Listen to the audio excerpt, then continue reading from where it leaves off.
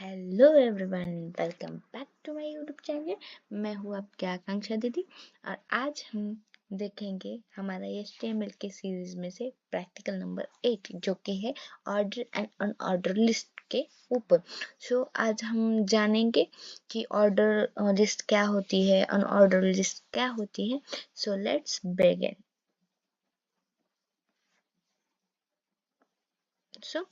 Order और unordered list क्या होती है?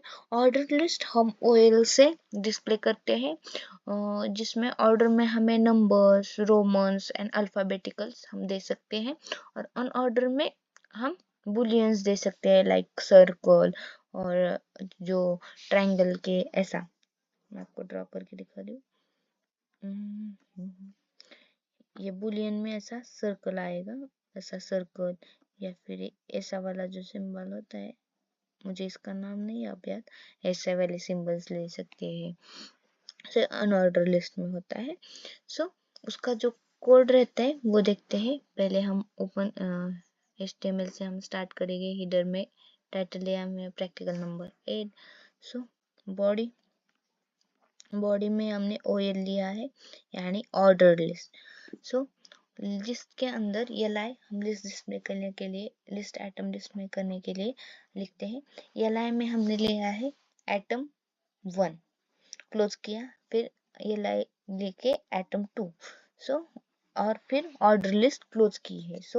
ये 1। इसका आउटपुट क्या होगा ऑर्डर लिस्ट का, वो अभी हम पहले देखते हैं, फिर आगे का कोड देखते हैं। ये देखो, यहाँ पे नंबर डिस्प्ले हुआ है, नंबर 1 आइटम, नंबर 2 आइटम 2। ये होता है ऑर्डर। अनऑर्डर का कोड देखते थे। फिर हम UL ओपन करेंगे। UL के अंदर लिस्ट यूज होता है कि लिस्ट डिस्प्ले करने के लिए। लिस्ट में एप्पल आया और लिस्ट में मैंगो आया, फिर UL क्लोज हो गया। अनऑर्डर का आउटपुट क्या होता है, ये देखो, यहाँ पे बुलियन आ गया है, सर्कल। ये होता है अनऑर्डर लिस्ट। आई होप आपको समझ में आया होगा कि ऑर्डर क्या होता है, अनऑर्डर क्या होता है। जो ऑर्डर रहता है उसमें नंबर्स, अल्फाबेट्स, रोमन्स आते हैं। जो अनऑर्डर होता है उसमें बुलियंस आते हैं। सब जो बुलियन के जो सिंबल्स रहते हैं वो सब आते हैं। आई होप आपको समझ में आया होगा। अगर आपको हमारे वीडियो अच्छे लगते हैं तो लाइक करें, शेयर करें, सब्सक्राइब करें। Thank you for watching my videos.